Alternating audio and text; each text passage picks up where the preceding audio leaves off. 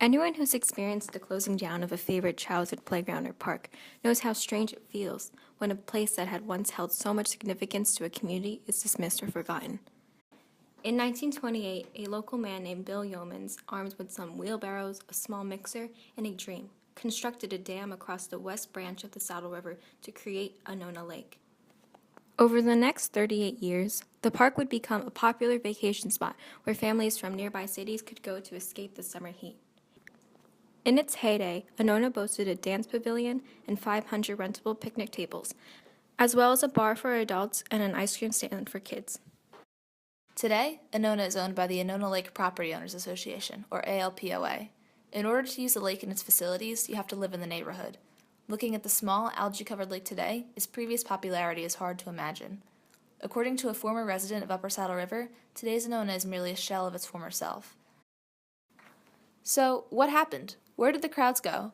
More importantly, why did they go? And does their disappearance mean anything on a grander scale? That's what we seek to uncover on this episode. I'm Julia Shea. I'm Amanda Song. I'm Diane Choi. And I'm Emma Weiss. Welcome to the show.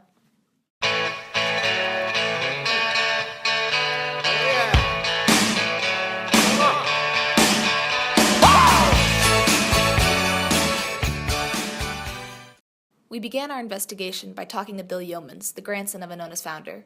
Bill spent a lot of his youth at Anona, playing there as a kid and later working there in high school and college. His wife Kay is the president of the Upper Saddle River Historical Society. Between the two of them, we learned a lot about the lake's history. Here's Diane's interview with Bill.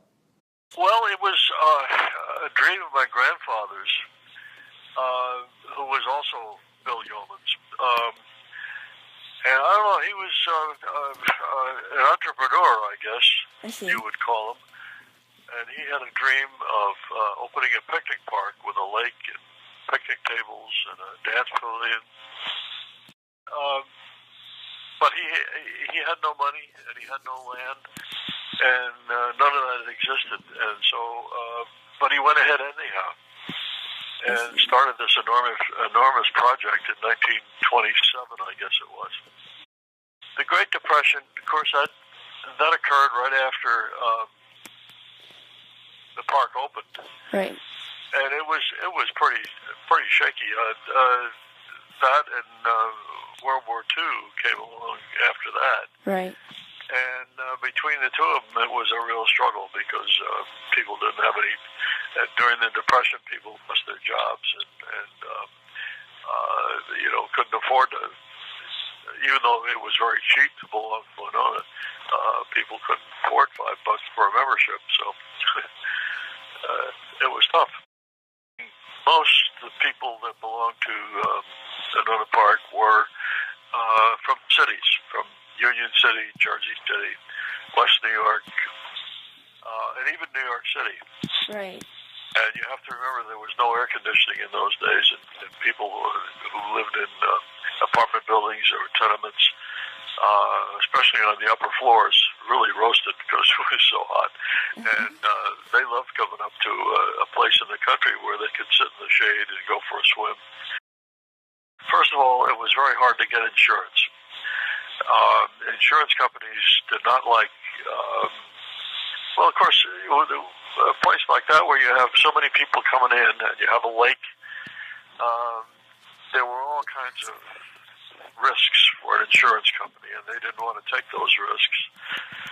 We finally ended up with insuring with Lloyd's of London, and that was kind of the last resort. But it was a constant worry that if anything ever happened and Anona got sued, we'd be out of business because the insurance company might pay, but they wouldn't renew the insurance. So that was one reason. Another reason was that by the 60s, the town had grown, and people used to, in the summertime, they drop their kids off in the morning and just leave them there all day. And so Anona, we really became babysitters, and some of those kids were pretty hard to control. So it was a great worry for my parents, and they finally decided that that plus the fact that the land was more valuable than the business, financially, than the business could produce. they decided to sell.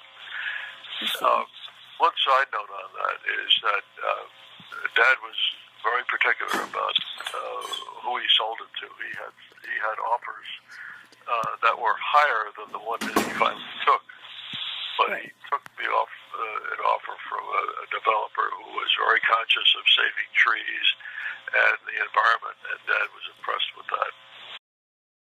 It certainly, especially on the weekends in the summer, was very crowded. People who live in Anona now just can't believe that there were so many people on the beach and so many people in the water. We used to have square dances on Friday night, which were very popular, and we used to have just amateur shows on Sunday night, which were also very popular.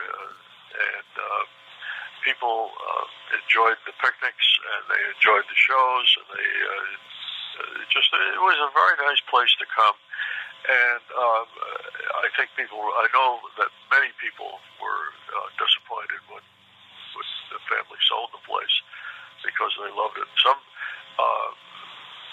There were some families in there that had 4 generations of people in the family that had come to the park. Well, of course, the increasing population in Saddle River beginning in the 1950s. Right.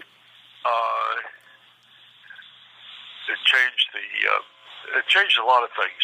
First of all, there were, when Anona was in operation up until 1968, there were fewer people in town. Today, I don't think the people would put up with the traffic. Right.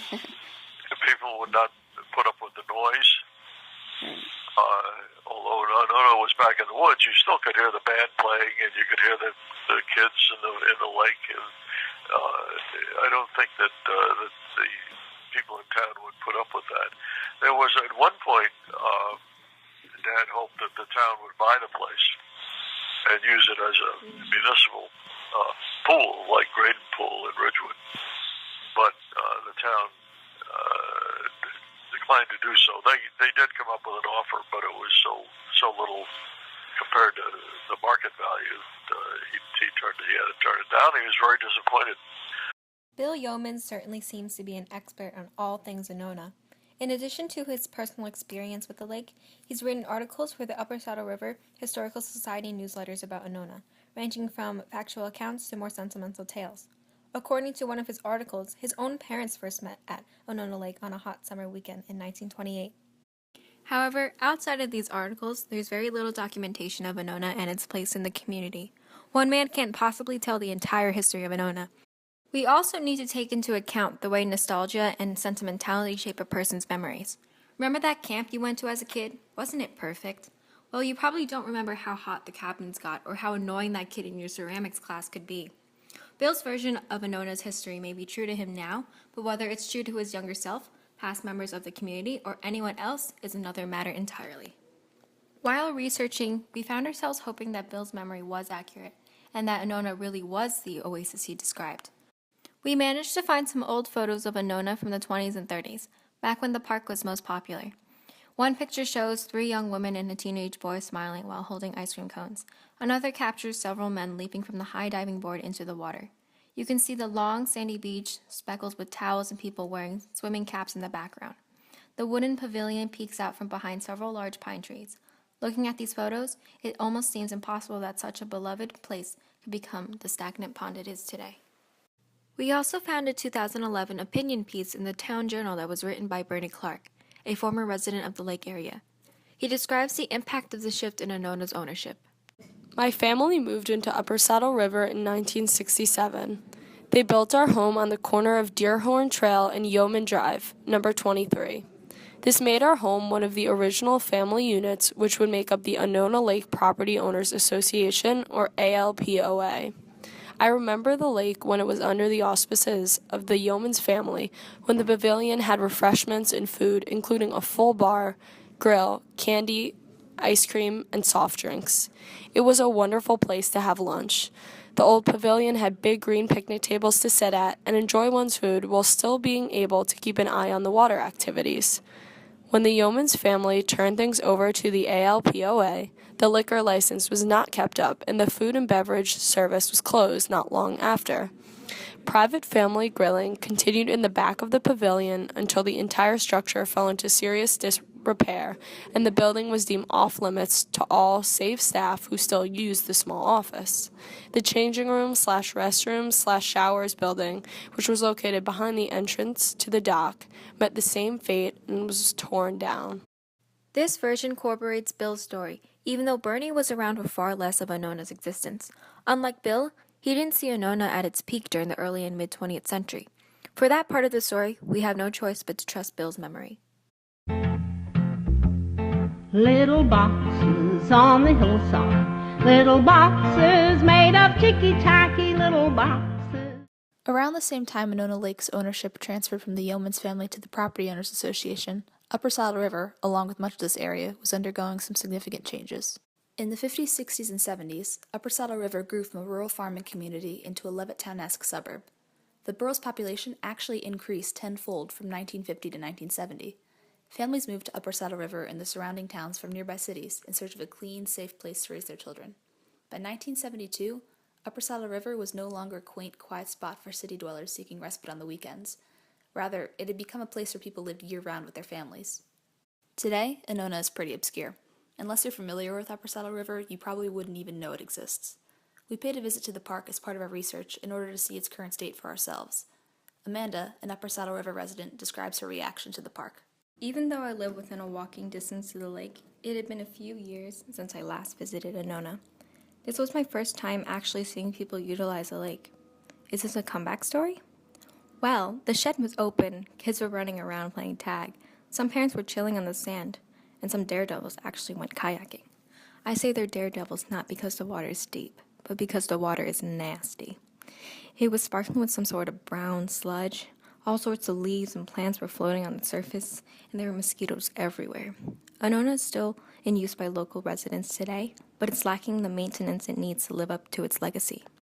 In this next interview, my grandmother talks about what Upper Saddle River was like when she lived there and describes some of the values the community held at the time. We moved to Upper Saddle River in 1974. Well, Upper Saddle River was always very family. People moved there with children. There was no multifamily housing. There was no commercial. There were no coffee shops or downtown or anything. I think the people moved to Upper Saddle River because they wanted their kids to have a backyard and a good school system, and it was still a society where the men worked and the women stayed at home. I don't really know that there has been any major changes because they don't have any multifamily housing to speak of. Right. They don't have any industry. So now I haven't lived there in 20 years, Julia, but my impression is still that it is largely a community of people who move there because they want to raise a family. They want to have a backyard, and maybe a backyard with a pool and fields for Little League ball. I think the people move there to raise families. After hearing what Julia's grandma had to say, we know that by the 1970s, Upper Saddle River was a town for people to raise their children. However, even a family-friendly atmosphere wasn't enough to keep the crowds coming back, and eventually Anona fell into the state it's still in today. Anona's history cannot be summed up by just one photograph of smiling teens holding ice cream cones. It isn't a square dance on a Friday night, and it isn't an interview with the grandson of the man who built it. The history of Anona Lake is an amalgam of all these things and more, and without the input of every person who has ever been influenced by Anona, we cannot know the whole story. The version of events that we pieced together centers around Bill Yeomans. He knows the most about Anona's past, and his voice touched all of the sources we could find. While we tried to discover outside perspectives, the truth is that the history we put together cannot match the actual past of Anona Lake.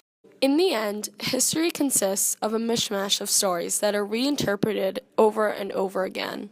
Like a game of telephone, the story changes slightly every time it's told, sometimes reaching the point where it no longer resembles the actual event. We may never know all the factors behind Anona's decline, and its exact impact on the community might remain a mystery. Unless other people share and record their experiences, the full history of Anona Lake may forever lay beyond our reach. We went back inside